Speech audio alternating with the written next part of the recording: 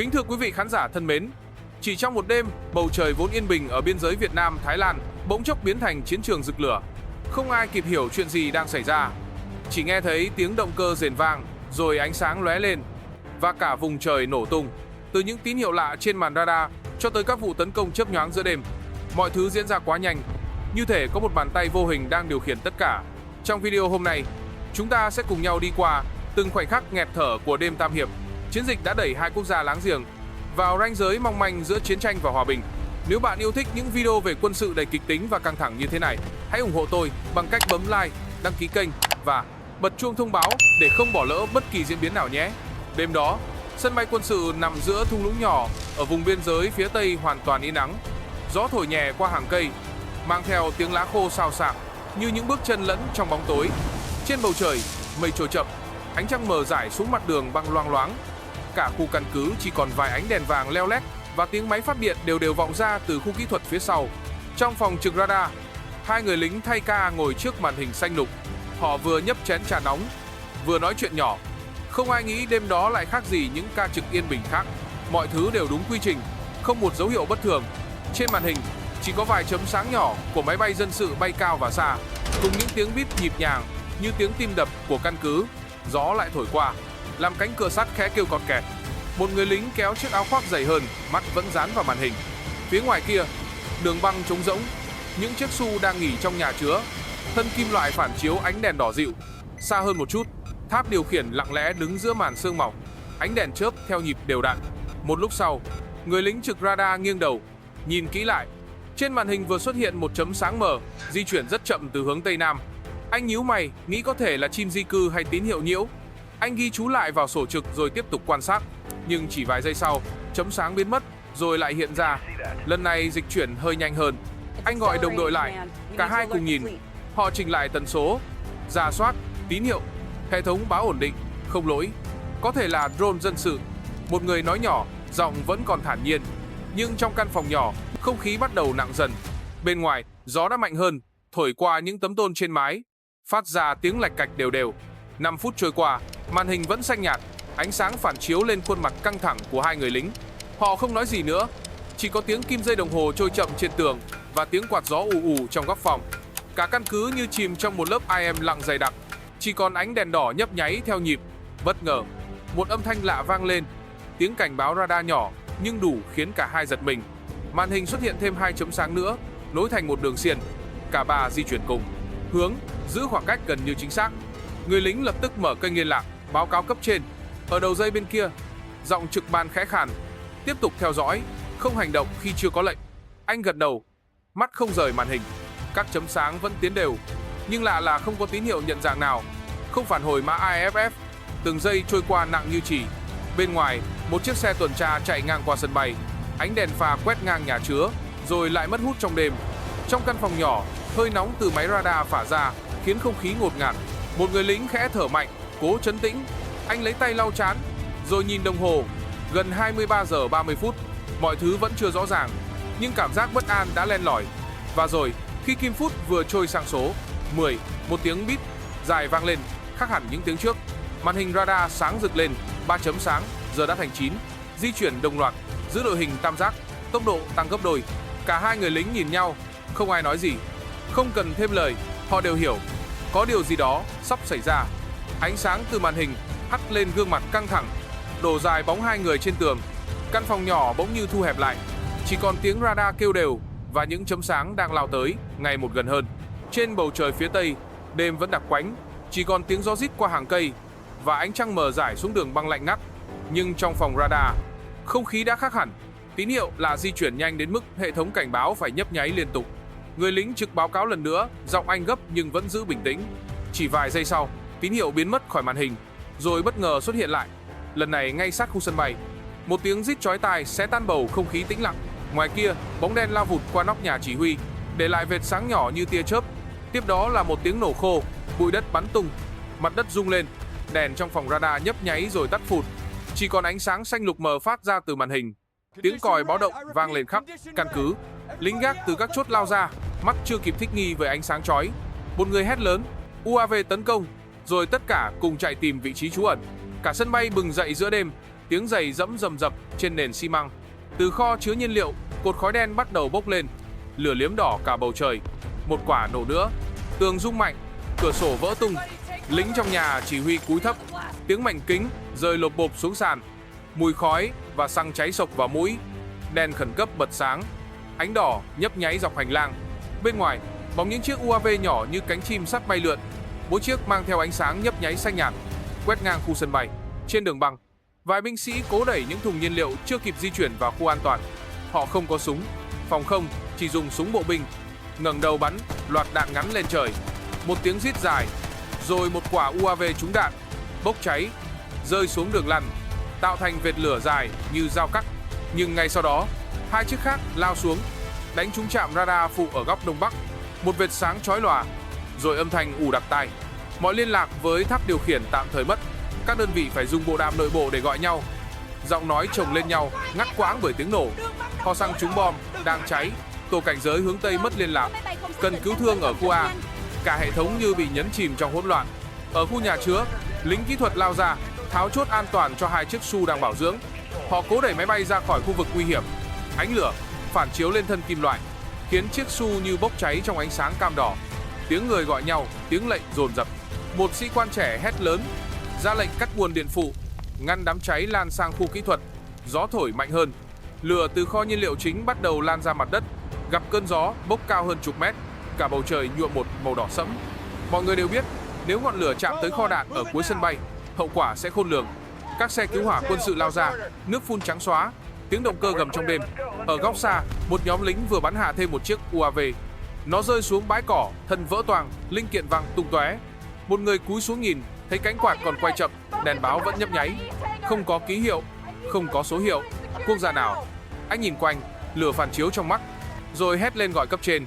Nhưng tiếng Anh bị lấn át bởi một vụ nổ mới, mạnh đến mức toàn thân rung lên. Khói dày đặc, gió cuộn từng đợt, còi báo cháy vẫn hú dài. Một sĩ quan bước ra giữa sân, nhìn bầu trời, nơi vài vệt sáng nhỏ vẫn đang lượn quanh. Giọng anh trầm xuống chỉ còn một câu: không phải tập kích thông thường đâu.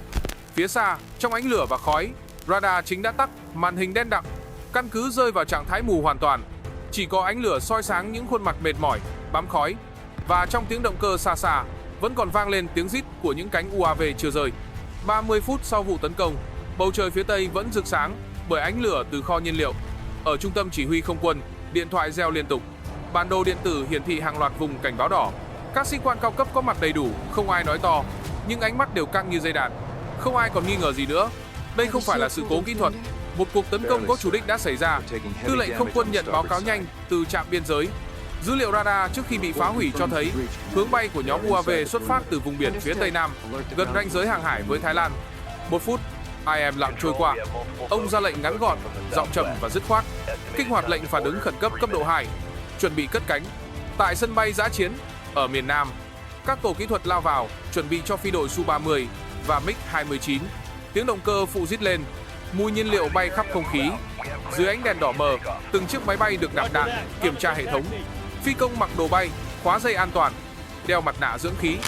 Gió nóng từ động cơ làm rung cả mặt đất. Trong radio vang lên giọng chỉ huy: phi đội sấm sét, hướng bay 210 độ, giữ độ cao 5.000m, sẵn sàng cất cánh. Từng chiếc Su trượt trên đường băng, đèn nhấp nháy, rồi vút lên, biến thành vệt sáng dài trong bầu trời đêm. Tiếng gầm động cơ hòa vào tiếng sóng gió, nghe như âm thanh của thép cọ vào nhau. Các phi công không biết chính xác kẻ tấn công là ai, nhưng tất cả đều mang cùng một tâm trạng: phải ngăn chặn bất cứ thứ gì đang tiến gần biên giới. Cùng lúc đó, tại căn cứ không quân phía Bắc Thái Lan, một tình huống tương tự đang diễn ra. Radar nước này cũng phát hiện những vật thể bay lạ từ hướng Đông Bắc, và trung tâm chỉ huy cho rằng đó là phản ứng trả đũa. Lệnh khẩn cấp được ban ra, 4 chiếc F-16 được chuẩn bị. Phi công bước nhanh lên cầu thang, mồ hôi lấm tấm dù gió đêm khá lạnh. Một người hỏi đồng đội: chúng ta đang bị tấn công thật sao? Người kia chỉ đáp gọn: không cần biết, nhiệm vụ là phòng thủ. Đèn trong buồng lái chuyển sang màu đỏ. Màn hình hiển thị mục tiêu giả định. Hệ thống dẫn đường tự động khóa vị trí theo tọa độ được truyền từ trung tâm.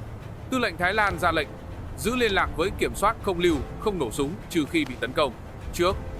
Tuy vậy, giọng ông cũng không giấu được sự căng thẳng. Trong vài phút, hai quốc gia láng giềng đều đã đưa không quân vào trạng thái sẵn sàng chiến đấu toàn diện. Trên không, phi đội Su của Việt Nam bay theo đội hình chữ V. Ánh đèn điều hướng chớp nhẹ. Dưới chân họ, biển đen trải dài. Chỉ có ánh lửa từ sân bay cũ phản chiếu xa dần. Trong radio, tiếng chỉ huy vang đều. Giữ đội hình, bật radar chủ động, kiểm tra 400 km phía trước.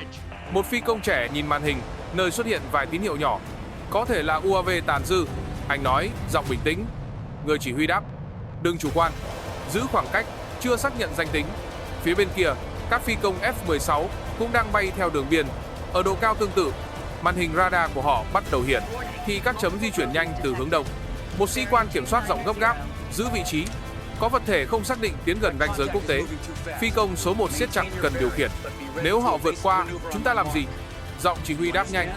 Khóa mục tiêu nhưng chưa khai hỏa. Khoảng cách giữa hai đội hình dần thu hẹp. Trên sóng liên lạc quốc tế, các tần số quân sự bắt đầu nhiễu loạn. Hệ thống cảnh báo hai bên đồng thời báo tín hiệu lock on. Trong buồng lái, đèn đỏ nhấp nháy, âm thanh cảnh báo dồn dập. Mồ hôi ướt cả găng tay phi công. Dù buồng lái được làm mát, ở trung tâm chỉ huy Việt Nam, một sĩ quan phân tích chiến thuật theo dõi dữ liệu vệ tinh. Anh nhận thấy đường bay của các vật thể lạ không khớp với hướng của máy bay. Thái Lan, thưa tư lệnh, khả năng cao là có bên thứ ba thao túng. Nhưng chưa kịp báo cáo chi tiết, tín hiệu radar lại mất ổn định. Cả hai bên cùng lúc phát lệnh giữ vị trí. Nhưng trên không trung, căng thẳng đã lên đến mức chỉ cần một động tác sai, chiến tranh có thể nổ ra. Tiếng radio vang lên liên tục. Viper 1, giữ nguyên hướng. Thunder 2, giảm độ cao. Ánh đèn xanh đỏ quét qua nhau giữa trời đêm. Dưới mặt đất, các chỉ huy vẫn chưa ngủ. Mỗi người đều biết rõ, chỉ cần một tiếng nổ vang lên, mọi thứ sẽ vượt khỏi tầm kiểm soát.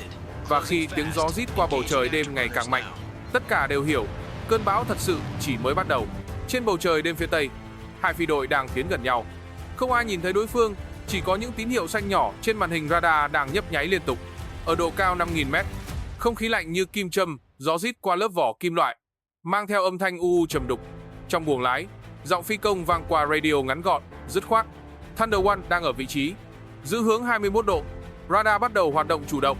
Ở đầu bên kia, từ phi đội F-16 Thái Lan, giọng trả lời dội lại, gấp nhưng rõ ràng. Viper 1 đã xác định tín hiệu, giữ độ cao ổn định, không khai hỏa khi chưa có lệnh. Mọi thứ diễn ra trong im lặng kéo dài. Trên radar, các chấm sáng di chuyển chậm, rồi bất ngờ đổi hướng, cắt ngang đường bay. Một tín hiệu cảnh báo vang lên trong buồng lái Su-30. Khóa mục tiêu, khoảng cách 40 km. Phi công chính nhìn đồng hồ, giọng anh bình tĩnh nhưng căng. Nếu họ vượt qua giới hạn này, tôi sẽ chuyển sang chế độ đối kháng. Phía dưới, trong trung tâm điều khiển, các sĩ quan theo dõi dữ liệu vệ tinh thời gian thực. Từng đường di chuyển được hiển thị bằng màu đỏ và xanh. Một sĩ quan báo cáo nhanh, hai đội hình đang áp sát. Khoảng cách giữa hai bên giảm còn 30 km. Không có tín hiệu nhận dạng quốc tế. Cả phòng IM phăng phắc, chỉ có tiếng máy in báo cáo chạy đều. Trên bầu trời, phi công F-16 nghiêng người, chỉnh cần điều khiển. Ánh đèn buồng lái phản chiếu lên kính mũ. Mồ hôi lăn chậm dọc thái dương. Anh bật công tắc radar đối kháng. Hệ thống khóa vào một tín hiệu lớn. Phía trước, đèn báo mục tiêu chuyển sang màu cam. Viper 1 khóa được mục tiêu. Xin chỉ thị. Trung tâm đáp, theo dõi nhưng không bắn. Giữ nguyên vị trí. Bên phía Việt Nam, phi đội Thunder bắt đầu mở đội hình chữ V. Một chiếc Su-30 tách ra, bay thấp hơn 200m để giám sát tín hiệu dưới tầng mây. Phi công phụ đọc nhanh thông số. Tốc độ 450 km/h, độ cao 5.500. Radar vẫn còn nhiễu nhẹ. Người chỉ huy trả lời ngắn gọn, giữ hướng, chờ lệnh. Bất ngờ, tín hiệu cảnh báo trong buồng lái F-16 bật sáng. Màn hình hiển thị thông báo bị khóa bởi radar đối phương. Giọng phi công dội qua radio, gấp gáp. Chúng tôi đang bị khóa. Có thể họ đã chuyển sang chế độ tấn công. Phía trung tâm chỉ huy Thái Lan đáp lời, không khai hỏa, bật pháo sáng và thoát khỏi vùng khóa. Chiếc 16 nghiêng gác, đuôi phụt ra vệt sáng trắng, pháo sáng bay vọt lên trời. Ánh sáng phản chiếu qua lớp mây, dọi vào thân chiếc Su đang bám theo. Trong buồng lái Su-30, phi công nhìn thấy ánh chớp lóe, anh lập tức hạ tốc độ, chuyển sang chế độ né tránh. Mục tiêu đang thả pháo sáng, khả năng chuẩn bị phản công. Cả hai bên cùng lúc xoay vòng, tiếng gió gào bên ngoài. Radar kêu liên tục, đèn cảnh báo nhấp nháy. Mọi thao tác đều diễn ra trong vài giây ngắn ngủi, chính xác đến từng động tác. Một phi công trẻ hít sâu, giọng anh khẽ run. Nếu họ bắn trước, mình có được phép đáp trả không? Người chỉ huy đáp ngắn gọn, không ai muốn bắt đầu chiến tranh, nhưng nếu bị bắn, hãy sống sót trước. Trong khoảnh khắc đó, radar của một chiếc F-16 hiển thị tín hiệu giả do nhiễu. Hệ thống tự động nhận nhầm là tên lửa đối phương. Cảnh báo vang lên, đèn đỏ nhấp nháy. Phi công giật mình, kéo cần phóng tên lửa đối không. Một luồng lửa trắng lao vút qua không trung, rẽ qua tầng mây, và biến mất trong đêm. Chỉ huy Thái Lan hét lên qua radio: "Ai cho phép khai hỏa? Hủy lệnh ngay!" Nhưng đã muộn. Trên radar phía Việt Nam, tín hiệu tên lửa hiện rõ. Phi công Su-30 phản ứng tức thì, kéo cần lật ngược máy bay, kích hoạt mồi nhiệt.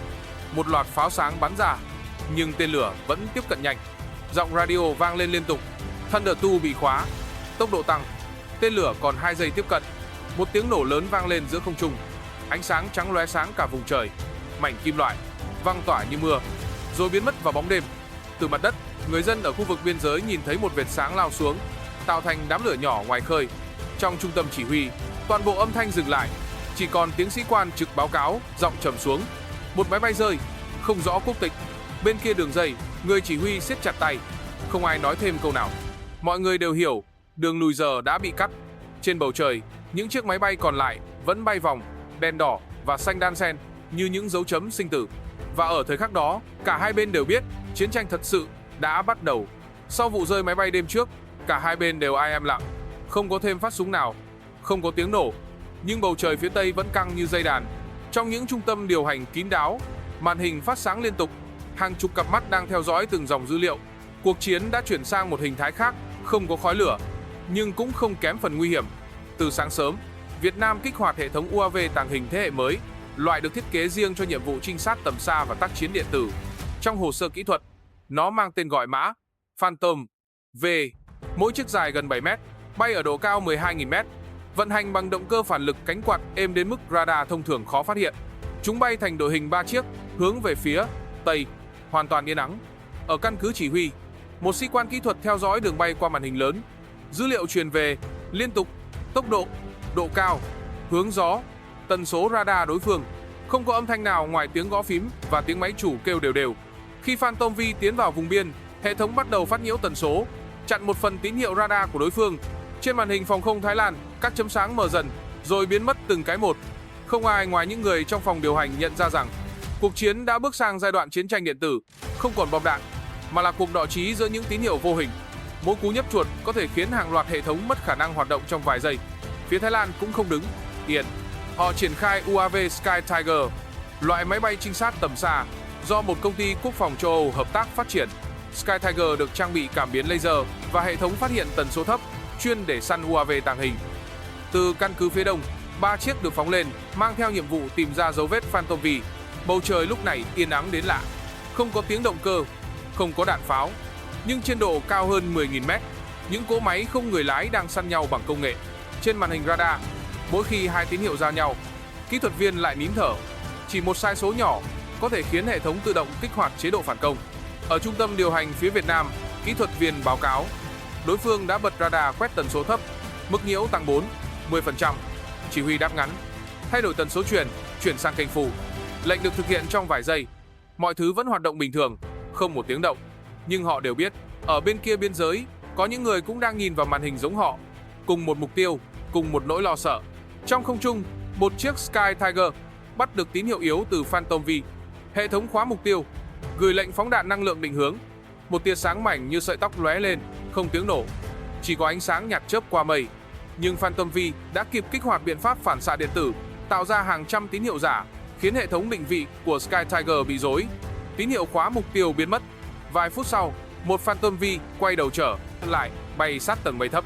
Trong quá trình rút lui, nó phóng ra một thiết bị nhỏ hình trụ, chứa gói xung điện từ công suất cao. Khi thiết bị phát nổ ở độ cao 8.000 mét, toàn bộ vùng trời phía tây nam biên giới chìm trong nhiễu sóng. Màn hình radar của cả hai bên tối đen. Tín hiệu liên lạc mất hoàn toàn trong 40 giây. Khi hệ thống khôi phục lại, phía Thái Lan phát hiện một trong 3 chiếc Sky Tiger đã biến mất khỏi màn hình. Không có thông tin rơi, không có tín hiệu khẩn cấp, chỉ một vùng nhiễu kéo dài vài phút, rồi im bặt. Bên Việt Nam cũng nhận thấy một Phantom V không gửi dữ liệu về nữa. Cả hai bên đều mất một chiếc, nhưng không ai biết vì sao. Trên mặt đất, những sĩ quan điều hành ngồi lặng, không ai nói gì, chỉ nhìn vào những dòng dữ liệu trống. Một người khẽ thở dài, không tiếng nổ, không cảnh báo, nhưng vẫn có tổn thất. Cuộc chiến đã trở nên vô hình đến mức đáng sợ. Khi đêm buông xuống, bầu trời lại trở về yên ắng. Nhưng trong im lặng ấy, hàng trăm tín hiệu vẫn lặng lẽ quét qua, từng luồng sóng điện, từng cú truyền dữ liệu, từng lệnh mã hóa. Không ai nghe thấy, không ai nhìn thấy, nhưng mọi người đều biết, cuộc chiến vẫn đang diễn ra. Và lần này, kẻ mạnh không còn là người cầm súng, mà là người biết điều khiển những con sóng vô hình. Trời vừa sẩm tối, không khí trong căn cứ yên ắng đến lạ. Sau những giờ căng thẳng với cuộc đấu UAV, ai cũng nghĩ rằng đêm nay có thể sẽ bình yên hơn. Nhưng rồi, từ đường chân trời phía tây, một âm thanh trầm đục bắt đầu vang lên. Tiếng động cơ phản lực, nhỏ lúc đầu, rồi càng lúc càng lớn, như sấm cuộn trên bầu trời. Người trực radar hét lên, có tín hiệu máy bay tầm thấp, hướng 240 độ. Chỉ vài giây sau, còi báo động hú vang khắp căn cứ. Tất cả đèn trong khu nhà tắt phụt, chỉ còn ánh sáng đỏ khẩn cấp nhấp nháy. Mọi người lao ra khỏi lán, ngẩng đầu nhìn lên trời. Giữa màn đêm đặc quánh, những vệt sáng đang lao đến, sáng rực như những đường chỉ lửa. Âm thanh đầu tiên là tiếng gió rít, kế đó là tiếng nổ khô và chát. Mặt đất rung nhẹ, kính cửa sổ vỡ loảng xoảng. Các máy bay tấn công tầm thấp của Thái Lan đã vượt biên, thả đạn thông minh nhắm vào khu kỹ thuật và đường băng. Từ trên không, bom không phát ra tiếng hú dài như trước, mà rơi nhanh, dứt khoát. Khi chạm đất, từng luồng lửa bùng lên, ánh sáng chói lòa cả khu vực. Trong căn cứ, lính kỹ thuật và lính phòng không lao ra vị trí chiến đấu. Họ kéo pháo 23 ly, dựng giá, quét ống ngắm theo hướng âm thanh. Tiếng đạn cao xạ nổ dồn dập, xen với tiếng còi báo động và tiếng chỉ huy hét qua bộ đàm. Không khí hỗn loạn, tất cả diễn ra trong vài phút ngắn ngủi. Một binh sĩ kể lại, khi anh vừa ngẩng đầu thì thấy một vật thể đen vụt qua. Sau đó là ánh lửa đỏ lóe lên, rồi mặt đất chấn động. Phía dưới khu dân cư cách đó vài km, người, dân cũng bị đánh thức bởi tiếng nổ. Nhiều ngôi nhà rung lên, mái tôn va nhau lạch cạch. Một người mẹ ôm con chạy ra ngoài, nhìn lên bầu trời rực sáng, tưởng sét đánh. Ai ngờ lại là máy bay. Bà nói, giọng run run. Trên cao, từng đợt bom tiếp tục rơi, tạo thành những cột khói đen cao hàng chục mét. Cách đó không xa, các xe cứu hỏa quân sự lao đi giữa ánh lửa. Tiếng còi hú vang vọng, nước phun thành vệt trắng cắt ngang bóng đêm. Đường băng cháy rực, từng mảng nhựa bốc khói, mùi khét lan khắp không khí. Dưới ánh đèn đỏ, lính cứu hỏa đội mũ thép chạy giữa khói dày đặc, cố dập tắt đám cháy ở khu chứa nhiên liệu phụ. Tiếng nổ phụt của các bình khí vang lên liên hồi, ánh sáng nhấp nháy phản chiếu trên mặt họ. Trên không trung, một phi đội Su của Việt Nam vừa cất cánh khẩn cấp từ sân bay khác. Họ bay tầm thấp, men theo mép biển, hướng thẳng về khu vực bị tấn công. Từ buồng lái, phi công nhìn thấy lửa bốc cao từ xa. Anh không nói gì, chỉ siết chặt cần điều khiển. Trong radio vang lên giọng chỉ huy, không đối đầu trực tiếp, ưu tiên bảo vệ dân cư. Phía Thái Lan, những chiếc F-16 sau khi thả hết đạn đã rút nhanh khỏi vùng nguy hiểm.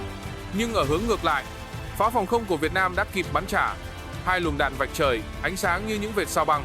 Một chiếc F-16 trúng đạn nhẹ, nghiêng cánh, bốc khói, nhưng kịp thoát ra biển. Từ trên cao, hình ảnh được vệ tinh quốc tế ghi lại. Dải sáng đỏ chạy dọc biên giới, xen giữa là những chấm lửa lớn. Tin tức lan truyền nhanh trên mạng xã hội. Các hãng truyền, hình lớn đồng loạt đưa tin. Bùng nổ tại vùng trời Đông Nam Á, hai quốc gia láng giềng đối đầu. Cảnh quay từ người dân cho thấy khói đen phủ kín bầu trời, tiếng còi hú vẫn vang dai dẳng. Đến nửa đêm, cơn mưa lớn bất ngờ đổ xuống, cuốn bớt khói và lửa. Nước hỏa cùng tro bụi chảy thành dòng trên mặt đường băng nứt gãy. Lính cứu hỏa và kỹ thuật viên vẫn làm việc không nghỉ, chuyển những thùng đạn còn nguyên ra khu an toàn. Gió mang theo mùi khét và hơi xăng, lẫn với mùi ẩm của cơn mưa. Khi đêm lắng xuống, tiếng còi dừng lại, chỉ còn âm thanh nhỏ của mưa rơi và tiếng bước chân mệt mỏi. Ở một góc sân bay, lá cờ vẫn còn nguyên, ướt sũng, dính chặt vào cột thép. Một người lính trẻ nhìn nó, không nói gì, chỉ đứng lặng hồi lâu. Sáng hôm sau, toàn khu vực được phong tỏa. Máy quay quốc tế chiếu cận cảnh những đường băng cháy xém, khói vẫn bốc lên từ xa. Đài truyền hình lớn của nước ngoài phát bản tin ngắn, dòng chữ chạy ngang màn hình: Breaking news, ASEAN on fire. Cả khu vực bàng hoàng, không ai còn nghĩ đây chỉ là va chạm nhỏ nữa. Lằn ranh chiến tranh đã chính thức vượt qua. Sau đêm bão lửa, cả khu vực rơi vào trạng thái im lặng kỳ lạ. Không còn tiếng động cơ, không còn tiếng còi hú, chỉ còn khói đen và mùi cháy khét lan trong gió. Nhưng sự yên ắng ấy không phải là bình yên, mà là khoảng lặng trước một cuộc khủng hoảng chính trị chưa từng có. Sáng hôm sau, bản đồ khu vực xuất hiện dày đặc tin tức trên sóng truyền hình quốc tế. Hàng loạt tiêu đề chạy liên tục. Xung đột Việt Nam-Thái Lan bùng nổ, không chiến lan rộng trên Vịnh Xiêm, ASEAN đứng trước nguy cơ rạn nứt. Các hãng thông tấn lớn đồng loạt đưa hình ảnh vệ tinh, ghi lại những đám khói đen bốc lên từ căn cứ bị tấn công. Giọng người dẫn bản tin trầm xuống. Tình hình đang diễn biến phức tạp, chưa có dấu hiệu hạ nhiệt. Tại Hà Nội, cuộc họp khẩn được triệu tập ngay trong buổi sáng. Tư lệnh Không quân, Bộ trưởng Quốc phòng và các chuyên gia chiến lược cùng ngồi quanh bản đồ điện tử. Những vệt đường bay của đêm trước được phóng to, chồng lên dữ liệu từ radar biên giới. Một kỹ thuật viên chỉ vào màn hình. Đây là hướng xuất phát của UAV và đường tấn công của phi đội F-16. Nhưng có điều lạ, ở giữa hai đường bay này xuất hiện một vùng tín hiệu khác, không thuộc tần số của cả hai bên. Cả căn phòng ai im lặng. Người đứng đầu nhóm kỹ thuật nói chậm rãi. Có thể đây là tín hiệu của một hệ thống điều khiển ngoài khu vực. Trong khi đó, ở Bangkok, chính phủ Thái Lan cũng đang họp khẩn cấp. Thủ tướng phát biểu trước truyền hình quốc gia, khẳng định hành động của họ là phòng vệ chính đáng trước hành vi xâm nhập không xác định. Phía Việt Nam ra thông cáo phản đối, yêu cầu quốc tế điều tra toàn diện, đồng thời khẳng định không bên nào chủ động khai hỏa. Hai bản tin được phát cách nhau chỉ vài giờ, nhưng cùng mang một điểm chung, cả hai đều nói mình không phải bên bắt đầu. Chiều cùng ngày, Hội đồng An ninh ASEAN tổ chức họp khẩn trực tuyến. Đại diện các nước thành viên đều bày tỏ lo ngại. Một nhà ngoại giao kỳ cựu của Singapore nói, nếu hai thành viên ASEAN xung đột, toàn bộ cấu trúc khu vực sẽ lung lay. Đại diện Philippines đề nghị thành lập nhóm giám sát đặc biệt để xác minh nguồn gốc tín hiệu lạ được ghi nhận từ đêm trước. Cuộc họp kéo dài nhiều giờ nhưng không đạt được kết luận. Truyền thông quốc tế bắt đầu phân tích sâu hơn. Một kênh tin tức châu Âu công bố đoạn ghi âm radar dân sự cho thấy trong đêm xảy ra tấn công, có tín hiệu phát ra từ vùng biển cách Vịnh Xiêm hơn 300 km. Dữ liệu này trùng với nhận định của nhóm kỹ sư Việt Nam về bên thứ ba điều khiển UAV từ xa. Tuy nhiên, chưa có bằng chứng cụ thể về nguồn gốc. Tại New York, Hội đồng Bảo an Liên Hiệp Quốc cũng triệu tập phiên họp khẩn. Đại diện các cường quốc kêu gọi kiềm chế và yêu cầu điều tra quốc tế. Một phóng viên quốc tế bình luận, vấn đề không còn dừng ở Việt Nam hay Thái Lan. Nó đang trở thành phép thử cho sự ổn định của toàn khu vực Đông Nam Á. Bên ngoài chính trường, người dân hai nước đều rơi vào lo lắng. Các chuyến bay thương mại tạm ngưng, giá nhiên liệu tăng vọt và mạng xã hội tràn ngập thông tin trái chiều. Một người lính trẻ viết trên mạng, chúng tôi không muốn chiến tranh, chỉ muốn tìm ra ai đã khiến đêm đó xảy ra. Dòng chia sẻ lan nhanh, được hàng trăm nghìn người nhấn thích. Buổi tối, đài truyền hình khu vực phát bản tin tổng hợp. Hình ảnh xen kẽ giữa những cuộc họp ngoại giao, những dòng người sơ tán và cảnh lính trực đêm bên biên giới. Giọng người dẫn vang đều, chậm rãi. Một loạt bằng chứng cho thấy có bàn tay công nghệ can thiệp vào hệ thống điều khiển UAV của cả hai bên. Các chuyên gia cho rằng đây có thể là thử nghiệm của một lực lượng ngoài khu vực nhằm tạo ra hỗn loạn. Câu nói khiến không ít người sững lại. Đêm hôm đó, nhiều tòa đại sứ đóng cửa tạm thời, các hãng truyền thông dựng anten tạm ngay tại khu vực biên giới để ghi hình. Trên mạng quốc tế, cụm từ Operation Night Trident leo lên top tìm kiếm toàn cầu. Ai cũng muốn biết chuyện gì thật sự đã xảy ra trong đêm đó. Giữa hàng loạt lời tuyên bố, phản đối và đồn đoán, vẫn chưa ai đưa ra được câu trả lời rõ ràng. Bản đồ điện tử của ASEAN tiếp tục hiển thị những vùng cảnh báo vàng trải dài từ Vịnh Thái Lan đến Biển Đông. Không ai biết liệu cuộc khủng hoảng này sẽ dừng lại hay chỉ mới là khởi đầu. Và trong khi các bản tin vẫn phát đều đặn mỗi giờ, người ta bắt đầu đặt ra câu hỏi mà cả khu vực đều đang né tránh. Ai thật sự là người khởi động? Đêm Tam Hiệp. Sau gần một tuần kể từ đêm Tam Hiệp, bầu trời phía Tây đã trong trở lại, nhưng mặt đất vẫn mang đầy vết thương. Sân bay bị tấn công giờ chỉ còn là những dải bê tông cháy xém, vết bánh xe cháy đen kéo dài đến tận cuối đường băng. Trên nền đất, những vệt khói vẫn bốc lên mờ mịt, hòa cùng mùi dầu máy và khét sắt. Gió đêm thổi qua, mang theo hơi lạnh, khiến không gian càng thêm buồn bã. Đèn tín hiệu trên tháp điều khiển đã được bật lại, nhưng ánh sáng yếu ớt ấy chỉ phản chiếu lên những tấm kính vỡ. Những chiếc xe cứu hộ vẫn túc trực, động cơ chạy đều đều. Tiếng radio vọng ra chậm rãi, lặp lại cùng một câu: đường băng 2 chưa an toàn, tiếp tục khoanh vùng. Giọng người trực bình tĩnh, nhưng đằng sau là mệt mỏi và mất ngủ. Ở khu nhà tạm, những người lính còn lại ngồi bên nhau, không nói nhiều. Ai cũng nhìn ra phía đường băng, nơi từng là niềm tự hào của họ. Một người châm điếu thuốc, khói bay lên trong ánh đèn vàng yếu ớt. Anh nói khẽ, như nói với chính mình, không ngờ mọi thứ có thể thay đổi nhanh đến vậy. Câu nói rơi vào không khí lạnh, lặng như một tiếng thở dài. Bên ngoài căn cứ, những con đường nối liền hai quốc gia vốn tấp nập xe cộ giờ ai em ắng. Nhiều trạm kiểm soát dựng lên, hàng hóa bị ách tắc, các chuyến bay thương mại tạm ngưng vô thời hạn. Cả hai bên đều chịu thiệt hại kinh tế nặng nề. Cảng cá không còn người, chợ biên giới đóng cửa và những người lao động quen sang bên kia làm việc giờ chỉ biết ngồi chờ.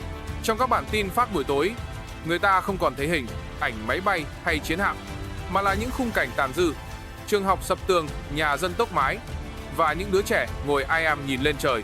Trên mạng xã hội, những bức ảnh chụp chung giữa lính hai nước thời còn tập huấn được chia sẻ lại, như lời nhắc rằng đã từng có một thời họ đứng cùng nhau. Cộng đồng quốc tế bắt đầu gửi viện trợ nhân đạo, thuốc men và chuyên gia kỹ thuật. Các đoàn xe cứu trợ mang cờ Liên Hiệp Quốc chạy xuyên qua khu vực từng bị phong tỏa. Những người dân hai bên biên giới gặp lại nhau qua hàng rào dây thép, chỉ kịp gật đầu chào, không ai nói gì, nhưng trong ánh mắt đều có cùng một điều: mong chuyện này sớm chấm dứt. Ban đêm, khi gió nổi lên, tiếng radio cứu hộ vẫn vang đều. Lúc thì là tín hiệu định vị của trực thăng bay, kiểm tra vùng cháy. Lúc lại là giọng đọc tọa độ lạnh lẽo giữa khoảng không. Trong bóng tối, ánh đèn quét chậm trên mặt đất, lộ ra từng hố sâu do bom để lại. Mỗi hố nước như một chiếc gương phản chiếu bầu trời xám. Ở một góc khác, những nhà máy sản xuất linh kiện điện tử và cảng hàng hải tạm ngừng hoạt động. Báo cáo kinh tế khu vực cho thấy chỉ trong vài ngày, thiệt hại đã lên đến hàng tỷ đô la. Chưa kể chuỗi cung ứng bị gián đoạn, nhưng điều người ta lo hơn cả không phải là con số, mà là lòng tin, thứ đã sụp đổ sau đêm đó. Một chuyên gia an ninh khu vực phát biểu trên truyền hình, kẻ thắng trong cuộc chiến này không tồn tại, chỉ có những người thua là dân thường. Câu nói khiến cả trường quay ai im lặng, không ai phản bác, vì tất cả đều biết đó là sự thật. Đêm xuống, bầu trời vùng biên trở lại với ánh trăng mờ. Runway cháy đen nay nằm yên lặng, chỉ còn vài đốm sáng nhỏ của đèn cảnh báo nhấp nháy yếu ớt. Gió nhẹ thổi qua, mang theo tiếng côn trùng, xen lẫn tiếng kim loại khẽ kêu. Khi gió lùa qua thân máy bay bị cháy dở, không còn tiếng động cơ, không còn tiếng radar, chỉ còn âm thanh của thiên nhiên đang dần lấy lại khoảng không bị cướp mất. Những người lính gác đêm đứng dựa vào tường, mắt nhìn xa xăm. Có người nhớ nhà, có người vẫn tự hỏi vì sao mọi chuyện lại bắt đầu. Ở góc khu kỹ thuật, một chiếc đồng hồ điện tử vẫn nhấp nháy con số 0 giờ 0 phút, đúng thời điểm đầu tiên UAV xuất hiện. Không ai tắt nó đi, có lẽ để nhớ cuộc chiến ấy chưa ai tuyên bố thắng thua, nhưng ai cũng hiểu rằng hậu quả của nó sẽ còn kéo dài. Cả khu vực đang cố hàn gắn, nhưng những vết nứt trong lòng người khó mà che lấp nhanh được. Trên sóng phát thanh khuya, một phát thanh viên đọc chậm: các tuyến đường hàng không đang được khôi phục, cuộc sống sẽ trở lại bình thường. Giọng nói ấy vang lên như một lời nhắc nhở, như hy vọng mong manh giữa đêm dài. Và khi màn hình tắt dần, chỉ còn lại ánh trăng bạc phủ lên runway cháy, phản chiếu nhẹ nhàng. Cuộc chiến khép lại, nhưng dư âm của đêm Tam Hiệp vẫn còn đó, một vết sẹo khó quên trong ký ức của cả khu vực. Đêm Tam Hiệp có thể đã khép lại, nhưng dư âm của nó vẫn còn vang trong lòng những người chứng kiến. Không có chiến thắng nào đủ lớn để xoa dịu mất mát, và cũng không có vết thương nào lành nhanh khi niềm tin giữa con người bị rạn nứt. Cuộc chiến ấy nhắc chúng ta rằng, trong thời đại công nghệ và vũ khí hiện đại, điều quý giá nhất vẫn là sự tỉnh táo và lòng nhân hậu. Nếu bạn xem đến đây, hãy để lại một bình luận cho tôi biết. Theo bạn, điều gì thật sự đã bắt đầu đêm Tam Hiệp?